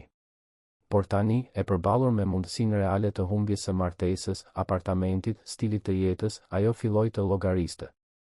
Çfarë do që të bëj? Pyeti më në fund. Dua të trajtosh mamin tim si një qenie njerëzore. Me respekt, me dashuri, si pjesë të familjes. Dua që ajo të ndihet si në shtëpinë e saj, jo si një ndërhyrëse. Dua të kuptosh se jeta jote e përsosur në rrjetet sociale nuk vlen më shumë se dinjiteti i një personi. Dhe nëse nuk arri, nëse nuk di si ta bëj këtë, atëherë mëson. Ose largohesh. Fjalët ranë si një dënim. Elona pa Ardianin duke kërkuar ndonjë shenjë se ai po bënte blof, por gjeti vetëm vendosmëri. Ajo tundi kokën ngadalë. Do të përpiqem. Nuk dua të përpiqesh. Dua ta bësh. Në atë moment, zonja Lirie u shfaq në derën e kuzhinës, e veshur me një robë dishan që Ardiani ja kishte lënë. Dukej e vogël dhe e brisht, por kishte diçka ndryshe në sytë e saj. Një shkëndij shprese që nuk ishte aty më parë. Mirëmëngjes, tha ajo me ndrojtje. Mirëmëngjes, mami, Ardiani buzëqeshi dhe shkoi tek ajo, duke i puthur ballin. Fjete mirë? Fjeta. Më mirë se prej shumë kohësh. Elona e vëzhgoi skenën në heshtje. Kishte një pjesë të saj që donte të rebelojë, që donte të argumentonte se nuk ishte e drejtë që Ardiani të ndryshonte gjithçka për shkak të një plake. Por kishte një pjesë tjetër, më të vogël dhe më të qetë, që fillonte të njihte se ndoshta, vetëm ndoshta, ajo ishte gabim. Do të pim kafe bashk, propozoi Ardiani, duke e çuar të ëmën të tryeza e kuzhinës moderne, ajo tryezë ku zonja Lirie nuk ishte ulur kur më parë. Elona hezitoi, por pastaj ju bashkua atyre. Ishte një mëngjes i heshtur dhe i sikletshëm, por ishte një fillim. Më vonë atë mëngjes, Ardiani pati një bisedë të gjatë me zonjën Lirie për të ardhmen. Ata u ulën në dhomën kryesore, në divanin e madh që ajo gjithmonë e kishte shmangur, dhe biseduan siç nuk kishin bërë prej vitesh. Mami, dua të më falësh. Për gjithçka. Që kam qenë mungesor, që nuk e kam parë se çfarë po ndodhte, që të kam lënë të vuash. Zonja Lirie ia kapi dorën të birit. Nuk ke pse të kërkosh falje, Ardian. Ti po jetoje jetën tënde. Por të jetoja jetën time nuk duhej të nënkuptonte të braktisja ty u humba rrugës. U fiksova kaq shumë me suksesin, me parat, me të bërë përshtypje njerëzve, sa harrova se çfarë ka vërtet rëndësi. Ti ndërtove një jetë të bukur. Por me çfarë çmimi? Ardiani pa përreth apartamentit luksoz. E gjithë kjo nuk vlen asgjë nëse njerëzit që dua po vuajnë brenda ti. Zonja Lirie buzëqeshi, një buzëqeshje e trishtuar por mirënjohëse. Ti gjithmonë ke qenë një djalë i mirë, Ardian. Vetëm u humbe pak. Por tani e gjete rrugën përsëri. Ata qëndruan kështu për një kohë, vetëm duke mbajtur duart e njëri tjetrit, duke u rilidhur në një heshtje që thoshte më shumë se sa fjalët mund të shprehnin. Pasdite, Ardiani pati një bisedë tjetër, këtë herë me Elonën. Ai e thiri në zyrë dhe mbylli derën. Duhet të vendosim disa rregulla të reja për këtë shtëpi, filloi ai. Elona e dëgjoi në heshtje ndërsa ai përshkruante ndryshimet. Zonja Lirie do të kishte një dhomë më të mirë, me dritare të vërtetë. Ajo mund të qarkullonte lirshëm nëpër shtëpi, të gatuante kur të donte, të priste vizita nëse dëshironte. Ajo do të përfshihej në vakte, biseda, vendime për shtëpinë. Ajo nuk do të fshihej më. Po puna ime, pyeti Elona. Fotot e mia, profili im. Ti mund të vazhdosh me punën tënde. Por mami im është pjesë e kësaj familjeje dhe nëse ajo shfaqet në fotot e tua, nuk shoh asnjë problem. Në fakt, mendoj se do të ishte e sinqertë. Të tregosh se jeta reale përfshin të gjitha brezat, jo vetëm rinin artificiale. Ndjekësit e mi nuk do ta pëlqejnë. Atëherë ndoshta duhet të rimendosh se çfarë lloj ndjekësish dëshiron. Ardiani e pa seriozisht. Elon, e kuptoj që karriera jote është e rëndësishme për ty, por ajo nuk mund të jetë më e rëndësishme se sa të trajtosh njerëzit me dinjitet. Elona mbeti në heshtje për një moment të gjatë. Pastaj tha, me një zë të vogël. Nuk e di nëse mund të ndryshoj. Unë jam kështu prej kaq shumë kohësh. Të gjithë mund të ndryshojmë. Çështja është nëse duam. Dhe nëse nuk arri? Dhe nëse përpiqem dhe dështoj? Atëherë të paktën do të kesh provuar. Por Elon, duhet të kuptosh. Nuk është opsionale. Ose ndryshon, ose largohesh. Nuk do të lejoj më që mami im të trajtohet kështu. Kur më? Në ditët në vijim, pati një transformim të ngadalt, por të dukshëm në apartament. Ardiani personalisht zgjodhi një dhomë më të mirë për zonjën Lirie, një suite me dritare që jepte nga rruga, me dritë natyrale dhe pamje nga pemët. Ai e ndihmoi ta dekoronte hapësirën me foto të vjetra, me kujtime nga Korça, me objekte që e bënin atë vend të dukej i saj. Elona vëzhgonte gjithçka me një përzierje inati dhe kureshtjeje. Kishte momente kur donte të kthehej te modeli i vjetër, të rivendoste kontrollin që kishte. Por kishte momente të tjera, më të rralla, kur shihte Ardianin dhe zonjën Lirie duke qeshur bashkë për ndonjë kujtim të vjetër, dhe ndjente diçka që nuk arrinte ta emërtonte. Ndoshta ishte zili. Ndoshta ishte njoja se kishte diçka aty që ajo kur nuk e kishte pasur.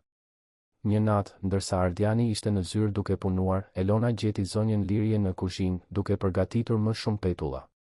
Ajo ndaloi në derë duke vëzhguar të moshuarën që punonte me ato duar të dridhura por të përkushtuara. Mund të hyj, pyeti Elona, zëri i saj çuditërisht hezitues. Zonja Lirie u kthye, e habitur. Sigurisht. Elona hyri ngadalë, si dikush që hyn në territor të panjohur. Pa petullat që po përgatiteshin dhe tha. Ardiani i adhuronte këto kur ishte fëmijë? Zonja Lirie tundi kokën. Ishte ëmbëlsira e tij e preferuar. Sidomos për Krishtlindje. Pati një heshtje të sikletshme. Pastaj Elona tha, me vështirësi. Unë nuk kam pasur një marrëdhënie të mirë me nënën time. Ajo ishte kritike, kontrolluese. Unë gjithmonë jam betuar se do të isha ndryshe, por mendoj se përfundova duke qenë më keq.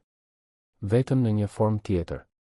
Zonja Lirie ndaloi së punuari dhe pa Elonën. Nuk e njihte këtë version të saj, të brish dhe të sinqertë. Nuk po përpiqem të justifikohem, vazhdoi Elona. Ajo që bëra ishte gabim. E di këtë. Por po përpiqem të kuptoj pse e bëra. Dhe mendoj se një pjesë e imja e zvidhiste marrëdhënien që ti ke me Ardianin. Atë dashuri pa kushte.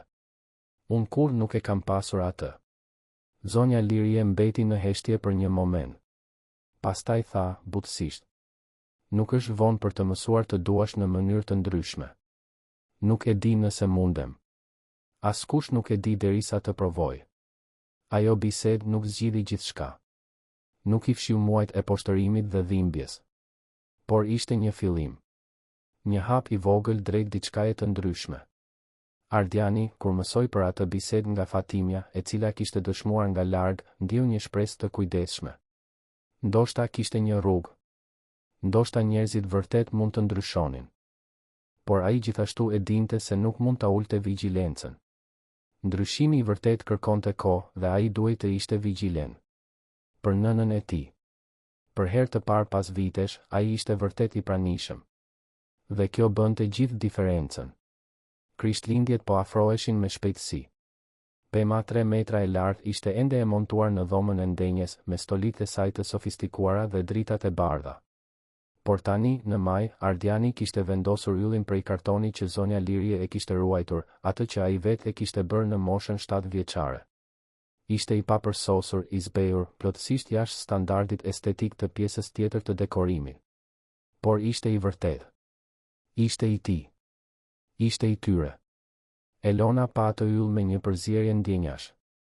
Një pjesë e saj donte ta hiqte dhe ta zëvendësonte me diçka që shkonte me pjesën tjetër. Por një pjesë tjetër filloi të kuptonte se kishte bukuri në papërsosmëri, se kishte të vërtetë në atë që është e sinqertë, edhe pse nuk është e përsosur.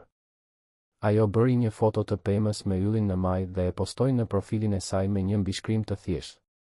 Ndonjëherë, dekoret më të bukura janë ato që mbartin kujtime. Komentet që erdhën ishin befasuese. Shumë ndjekës ndan historitë e tyre të stolive të papërsosura por të dashura. Disa thanë se ai ishte postimi më i vërtet që ajo kishte bërë ndonjëherë.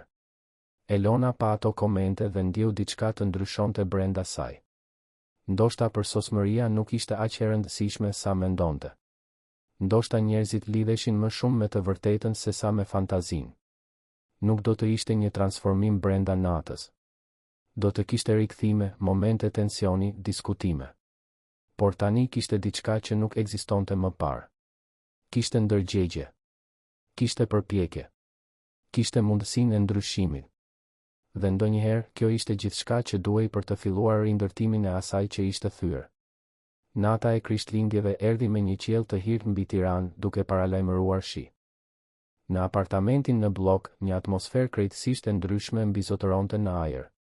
Zonja Lirie u zgjua në dhomën e saj të re, me dritën natyrale që hynte nga dritarja i gjerë, dhe për një moment harroi se ku ishte. Pastaj u kujtua. U kujtua për gjithçka që kishte ndryshuar në 2 javët e fundit. Ajo u ngrit ngadalë, ende duke u mësuar me atë hapësirë që ishte vërtet e saj. Kishte foto në mure, foto të saj me Ardianin fëmijë, foto të shtëpisë në Korçë, foto të momenteve që ajo mendonte se ishin humbur vetëm në kujtesë. Ardiani kishte kaluar ditë të tëra duke digitalizuar albume të vjetra, duke kornizuar imazhe, duke e shndërruar atë dhomë në një shtëpi të vërtetë. Në kuzhinë gjeti Ardianin tashmë duke përgatitur kafe. Ai buzëqeshi kur e pa. Mirëmëngjes, mami. Fjetë mirë? Fjeta shkëlqyeshëm. Ende nuk e besoj se kjo është e vërtetë. Është e vërtetë. Dhe do të vazhdoj të jetë. Ata pin kafe bashk, duke biseduar për përgatitjet për darkën e Krishtlindjeve të asaj nate. Ardiani kishte ftuar besnikun, ortakun e tij dhe familjen e tij. Donte që Krishtlindjet të ishin një festë e vërtetë, jo një inskenim për foto. Elona u shfaq pak më vonë, e veshur më thjesht se zakonisht.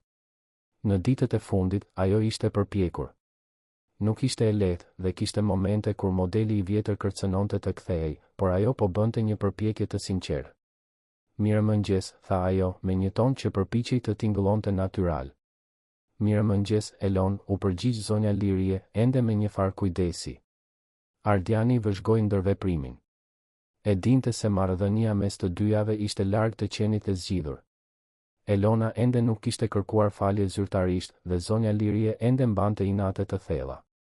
Por të paktën tani kishte dialog, kishte përpjekje, kishte një rrugë që po ndërtohej. Më vonë atë mëngjes, ndërsa Ardiani doli për të blerë disa përbërës që mungonin për darkën, zonja Lirie dhe Elona mbetën vetëm në apartament. Fatimja kishte ditën pushim për të kaluar Krishtlindjet me vajzat e saj. Një heshtje e rëndë mbizotëroi mes 2 grave për disa minuta. Pastaj Elona, duke marrë guxim, ju afrua zonjes Lirie që ishte në dhomën e ndenjes, duke parë nga dritarja. Lirie, filloi ajo, me zë hezitues. Duhet të flas me ty, zonja Lirie u kthye, e habitur. Fol. Elona mori frym thellë. Dua të kërkoj falje. Vërtet. Për atë që të kam bërë këto vitet e fundit. Ishte mizore, ishte çnjerëzore dhe nuk kam justifikime që ta shfaqsojnë. Isha kaq e fiksuar me imazhin tim, me jetën time të përsosur, sa harrova se ti je një person. Një person që meriton respekt dhe dinjitet. Zonja Lirie mbeti në heshtje, duke përpunuar ato fjalë. Ishin fjalë që ajo kur nuk priste t'i dëgjonte. Nuk e di nëse mund të jem nusja që ti meriton, vazhdoi Elona, zëri i saj duke u dridhur lehtë. Nuk e di nëse mund ta ndryshoj plotësisht atë që jam bërë. Por po përpiqem. Dhe do të vazhdoj të përpiqem. Sepse Ardiani më bëri të kuptoj se disa gjëra janë më të rëndësishme se ndjekësit në Instagram apo fotot e përsosura. Dhe ti je një nga ato gjëra. Pse e bëre? Pyeti zonja Lirie, më në fund. Pse më trajtove kështu? Unë kur nuk të kam bërë asgjë. Elona uli syt.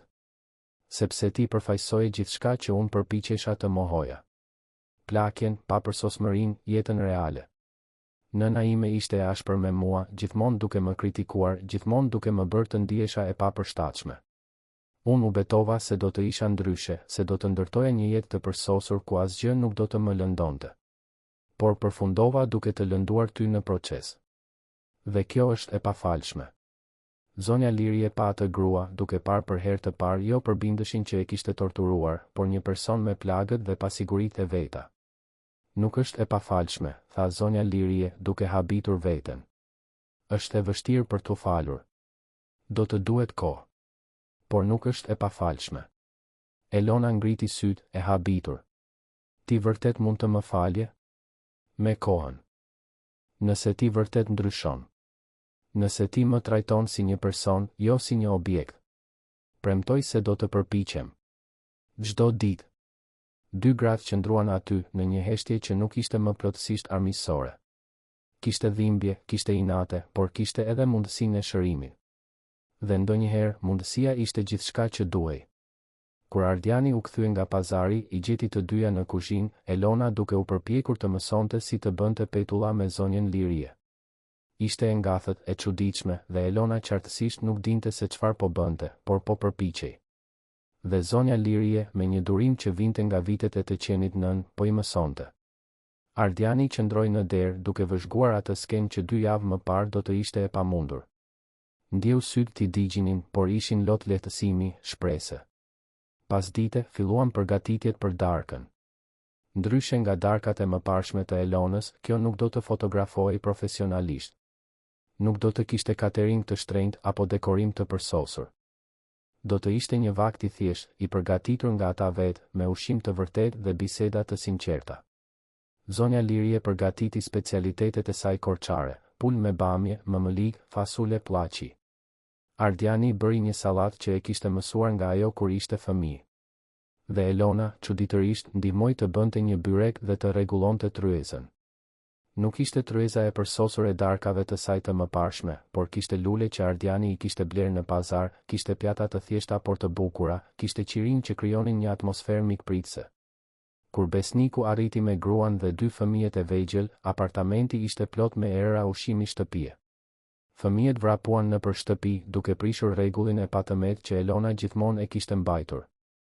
Ardiani pa të shoqen, duke pritur ndonjë reagim, por Elona vetëm buzëqeshi, një buzëqeshje e vogël por e sinqertë.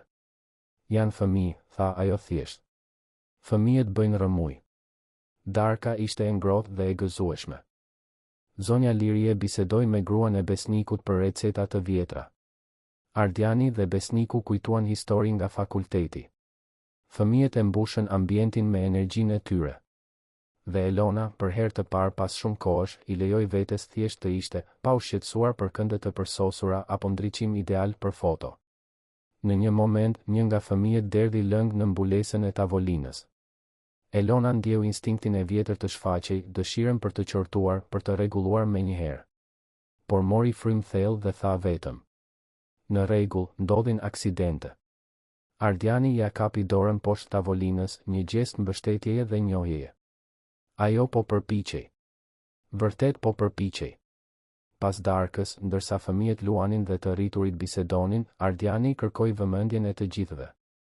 "Doja të bëja një dolli," tha ai, duke u ngritur me gotën e verës në dorë. "Për nënën time, zonjën Lirie, që më mësoi gjithçka që ka vërtet rëndësi në jetë." Mu desh shumë kohë për t'i kujtuar këto mësime, por më në fund u ktheva tek ato. Dhe gjithashtu për Elonën, që po ka guximin të ndryshojë, të njohë gabimet, të përpiqet të jetë më e mirë. Ndryshimi nuk është i lehtë, por është i mundur. Dhe këto Krishtlindje janë prova e kësaj. Të gjithë ngritën dolli dhe zonja Lirie ndjeu lotët t'i rridhnin në përfaqe. Por këtë herë ishin lot lumturie, përkatësie, të qenit më në fund në shtëpi vërtet.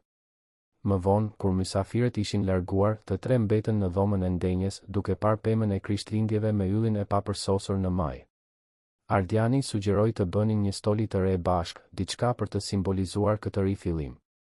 Solli materiale të thjeshta, karton, ngjitës, xixa, shirita. Dhe të 3 u ulën në dyshemen e dhomës, si fëmijë, duke krijuar një stoli krejtësisht jo proporcionale dhe të bërë keq. Zonja Lirie qeshte ndërsa priste kartonin me duar të dridhura. Ardiani ngjiste gjithçka shtrembër. Dhe Elona, çuditërisht, mbulonte gjithçka me xixa pa u shqetësuar për rrëmujën që bënte. Kur mbaruan, pan rezultatin. Ishte i tmerrshëm sipas çdo standardi estetik. Por ishte i tyre. Ishte i vërtetë. Ishte bërë me dashuri. Ardiani e vendosi stolin pranë yllit të vjetër në maj të pemës. U bë edhe më jo proporcionale, edhe më e pavend me stolive të sofistikuara. Por ishte e përsosur pikërisht sepse ishte e papërsosur. Elona pa atë dhe mendoi të bënte një foto për profilin e saj. Por pastaj vendosi të mos e bënte. Ai moment nuk ishte për t'u ndarë me botën. Ishte vetëm i tyre. Dhe kjo ishte në rregull. Do të bëjmë çokoladë të ngrohtë, sugjeroi zonja Lirie. Njësoj si ato që bënim në Korçë, Ardian. Ajo shkoi në kuzhinë dhe përgatiti çokoladë të ngrohtë, të trashë dhe të ëmbël, duke e shërbyer në filxhan të thjeshtë. Të 3 u ulën në divan duke pirë çokoladë dhe duke biseduar për kujtime të vjetra, për të ardhmen, për mënyrën se si jeta mund të ndryshojë kur më pak e presim. Elona, e cila gjithmonë i kishte shmangur bisedat për të kaluarën, e gjeti veten duke dëgjuar me interes të sinqert historitë e Ardianit dhe zonjës Lirie. Histori vështirësish, te kalimi, dashurie pa kushte. Dhe për herë të parë, ndau historitë e saj, dhimbjet e saj, pasiguritë e saj. Rreth orës 2 të mëngjesit, zonja Lirie filloi të hapte gojën. Ardiani e ndihmoi të shkonte në dhomë, e rehatoi në shtratin e rehatshëm dhe i puthi ballin. Faleminderit, mami. Për gjithçka. Që nuk hoqe dorë nga unë. Unë kur nuk do të hiqja dorë nga ti, Ardian. Ti je djali im. Djali im i vogël. Gjithmonë djali yt i vogël. Kur Ardiani u kthye në dhomën e ndenjes, gjeti Elonën ende zgjuar duke parë pemën. Je mirë, pyeti ai, duke u ulur pranë saj. Jam. Vetëm po mendoja. Ajo e pa. Ardian, unë vërtet do të ndryshoj. Nuk do të jetë e lehtë, dhe ndoshta do të dështoj ndonjëherë, por unë dua të ndryshoj. Dua të ndërtoj diçka të vërtet këtu. E di. Dhe do të jem këtu për të mbështetur. Por Elon, nëse në ndonjë moment e kupton se nuk mundesh, se kjo nuk është ajo që ti vërtet dëshiron, mos qëndro nga detyrimi. Nuk mund të ndërtojmë asgjë të vërtet mbi fallësitë. Nuk është detyrim. Është zgjedhje. Unë zgjedh të qëndroj. Unë zgjedh të përpiqem. Ata qëndruan aty të përqafuar, ndërsa qyteti flinte jashtë. Dhe për herë të parë pas shumë kohësh, apartamenti nuk dukej thjesht i bukur. Dukej si një shtëpi. Ditët pas Krishtlindjeve sollën fitore të vogla dhe sfida të vogla. Elona pati një rikthim kur zonja Lirie derdhi kafe në divanin bezh. Instinkti i saj i parë ishte të bërtiste, të qortonte, të kërkonte që e moshuara të ishte më e kujdesshme. Por mori frym thellë, numëroi deri në 10 dhe tha vetëm: Në rregull, do ta pastrojmë bashkë.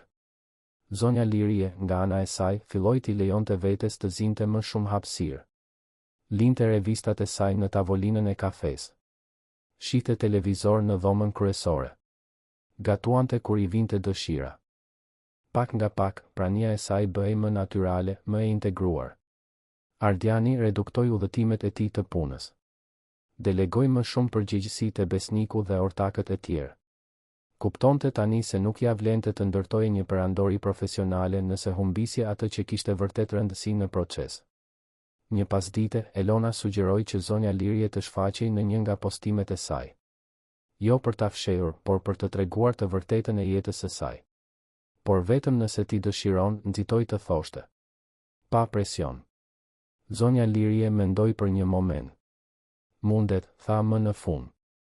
Por pa filtra të egzageruar. Dua të dukem siç jam. Ato bën një foto të thjeshtë, të dyja në kuzhinë, duke bërë kek me miell misri. Elona e postoi me një mbishkrim të sinqert për të gabuarit, për të mësuarit, për familjen reale kundrejt familjes së gënjeshtër. Komentet ishin të përziera. Disa ndjekës e kritikuan, duke thënë se kishte ndryshuar shumë. Të tjerë duartrokitën sinqeritetin e saj.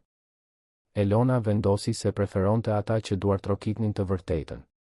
Ngadalë, profili i Elonës filloi të ndryshonte.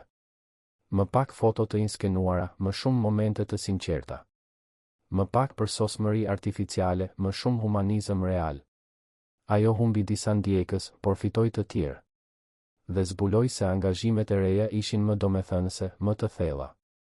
Fatimia, kur u kthye nga pushimet, e vuri re ndryshimin në apartament. Tensioni ishte ulur.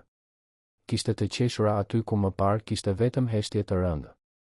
Ajo shihte zonjën Lirie në dhomën e ndenjes duke parë telenovelën, shihte Elonën duke i kërkuar mendimin për erzat, shihte Ardianin të pranishëm vërtet.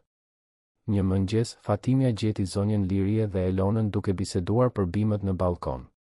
Nuk ishte një bisedë e thellë apo emocionalisht e ngarkuar, vetëm dy persona që ndanin njohuri për diçka të thjeshtë. Por ishte progres. Ardiani vëzhgonte gjithë këtë dhe ndjente një paqe që nuk e njihte prej vitesh. Kishte ende një rrugë të gjatë përpara. Elona dhe zonja Lirie do të kishin nevojë për kohë për të ndërtuar një marrëdhënie të sinqertë. Do të kishte rikthime, momente të vështira, diskutime. Por tani kishte themel. Kishte sinqeritet. Kishte përpjekje. Një natë janari, pas vitit të ri, të tre u ulën përsëri në dhomën e ndenjes. Ardiani kishte marrë një vendim. Dua të dini se do të jem më i pranishëm këtej tutje, tha ai. Do të punoj nga shtëpia sa herë të jetë e mundur. Do të jem këtu për çfarëdo që të keni nevojë. Nuk ke nevojë ta bësh këtë për mua, tha zonja Lirie. Puna jote është e rëndësishme. Puna ime është e rëndësishme, ra dakord Ardiani. Por ju jeni më të rëndësishme. Mu desh shumë kohë për ta kuptuar këtë, por tani e kuptoj. Dhe nuk do ta harroj më. Elona ia kapi dorën. Ne do ta bëjmë të funksionoj. Të tre bashk. Dhe për herë të parë, ato fjalë tingëlluan të vërteta. Nuk ishte një premtim i zbrazët, por një angazhim real. Javët u shndërruan në muaj. Ylli prej kartoni ishte ende në maj të pemës edhe pasi të gjitha dekorimet e tjera të Krishtlindjeve ishin hequr. Ardiani këmbënguli ta mbante aty gjithë vitin, një kujtesë e vazhdueshme se papërsosmëria ishte e vlefshme, se dashuria e vërtet nuk kishte nevojë për filtra. Zonja Lirie lulëzoi. I u kthye ngjyra në fytyrë, filloi të buzëqeshte spontanisht, filloi të ndiej e gjallë. Filloi të frekuentonte një grup artizanati në lagje, bëri shoqe, solli krijimet e saj në shtëpi me krenari. Dhe Elona, çuditërisht, nuk u ankua për rrëmujën e materialeve. Elona vazhdoi rrugëtimin e saj të transformimit. Nuk ishte linear. Kishte ditë kur kthehej te modelet e vjetra, kur fiksimi për përsosmëri kërcënonte të kthehej. Por tani kishte ndërgjegje. Dhe sa herë që rëshiste, Ardiani ose zonja Lirie butësisht ja kujtonin rrugën që kishin zgjedhur të ndiqnin bashkë. Një natë, muaj pas atyre Krishtlindjeve transformuese, Elona pa një makth. E ndëroi se ishte kthyer në apartamentin bosh dhe të përsosur, pa Ardianin, pa zonjën Lirie, pa askën. Vetëm ajo dhe miliona ndjekësit e saj virtual që nuk e njihnin vërtet. U zgjua në panik dhe gjeti Ardianin pranë saj. Gjithçka është në rregull, e qetësoi ai. Ishte vetëm një ëndër. E ndërova se isha vetëm, rrëfeu ajo. Kthyer në atë jetë të zbrazët të mëparshme. Ti nuk je vetëm. Dhe kur më nuk do të jesh. Ti zgjodhe diçka të vërtet dhe ne jemi këtu me ty. Elona hapi derën e dhomës dhe pa dritë të ndezur në kuzhinë. Ishte zonja Lirie, e path të flinte gjithashtu, duke përgatitur çaj kamomili. Elona shkoi atje. Bëre një edhe për mua, pyeti. Zonja Lirie buzëqeshi. Gjithmonë. Të dyja u ulën në tryezën e kuzhinës duke pirë çaj në heshtje të rehatshme. Nuk kishin nevojë për fjalë. Prania e thjeshtë e njëra tjetrës, pa armiqësi, pa tension, ishte e mjaftueshme. Ardiani, duke vëzhguar nga larg, ndjeu se më në fund e kishin gjetur rrugën. Nuk ishte e përsosur. Kur nuk do të ishte. Por ishte e vërtetë. Dhe kjo mjaftonte. Muajt vazhduan të kalonin. Jeta ndoqi rrjedhën e saj me ulje e ngritje, gëzime dhe sfida. Por tani, brenda atij apartamenti në blok, kishte diçka që nuk ekzistonte më parë. Kishte shtëpi. Kishte familje. Kishte dashuri që nuk kishte nevojë të performohej për kamera apo të miratohej nga të huajt në internet. Zonja Lirie, e cila dikur ishte ndjerë e padukshme dhe e hedhur poshtë, tani e dinte se shihej, dashurohej, vlerësohej. Ardiani, i cili ishte humbur në kërkim të suksesit material, rigjeti atë që kishte vërtet rëndësi. Dhe Elona, e cila kishte ndërtuar një jetë të tërë bazuar në aparenca, po zbulonte ngadalë bukurinë e autenticitetit. Një të diel të zakonshme, ndërsa të tre përgatisnin drekën bashk, duke qeshur me shaka pa krip dhe duke bërë rëmuj në kuzhinën e patëmet, Ardiani pa përreth dhe mendoi, ky është suksesi. Jo apartamenti luksos, jo numrat e kompanisë, jo statusi social. Ky moment i thjesht lidhje reale mes njerëzve që kujdesen për njëri tjetrin. Zonja Lirie, duke i hedhur erza pulës, këndonte një këngë të vjetër korçare. Elona, duke prerë perime krejtësisht shtrembër, qeshte me veten pa siklet. Ardiani, duke përgatitur orizin, ndjente një kënaqësi të thellë që asnjë para nuk mund ta blinte. Dhe në atë moment të thjesht, të zakonshëm, absolutisht të papërsosur, ata gjetën atë që gjithmonë kishte qenë aty, duke pritur të njihej. Dashuri e vërtetë. Shtëpi e vërtetë. Jetë e vërtetë. Pa filtra, pa redaktime, pa gënjeshtra. Vetëm e vërteta, me të gjitha papërsosmëritë dhe gjithë bukurinë e saj. Ylli prej kartoni në majtë të pemës së padukshme i vëzhgonte, dëshmitari heshtur i një transformimi që asnjë foto e Instagramit nuk do ta kapte kurrë plotësisht. Sepse historitë më të mira, më të vërtetat janë ato të jetuara larg kamerave, në heshtjen e ditëve të zakonshme, në gjestet e vogla por domethënëse, në dashurinë që nuk ka nevojë për audiencë për të ekzistuar. Dhe kështu, në atë shtëpi që dikur kishte qenë një vitrinë e zbrazët, tani jetonte një familje e papërsosur por reale, duke ndërtuar kujtime që asnjë filtër nuk mund t'i përmirësonte, sepse ishin tashmë të përsosura pikërisht ashtu siç ishin. Fundi i historisë të dashur dëgjues, shpresojmë që historia e zonjës Lirie, Ardianit dhe Elonës t'ju ketë prekur zemrën. Nëse u emocionuat me këtë rrugëtim transformimi, dashurie dhe rifillimi, lini pëlqimin tuaj, abohuni në kanal dhe na tregoni në komente se çfarë ju preku më shumë. A keni jetuar diçka të ngjashme? A ju është dashur të mësoni të vlerësoni ata që kanë vërtet rëndësi? Çdo ditë, ne sjellim histori intensive si kjo, që zbulojnë anën më të thellë të shpirtit njerëzor dhe na kujtojnë se kur nuk është vonë për të ndryshuar, për të kërkuar falje, për të rindërtuar atë që është thyrë. Ju presim në episodin e ardhshëm.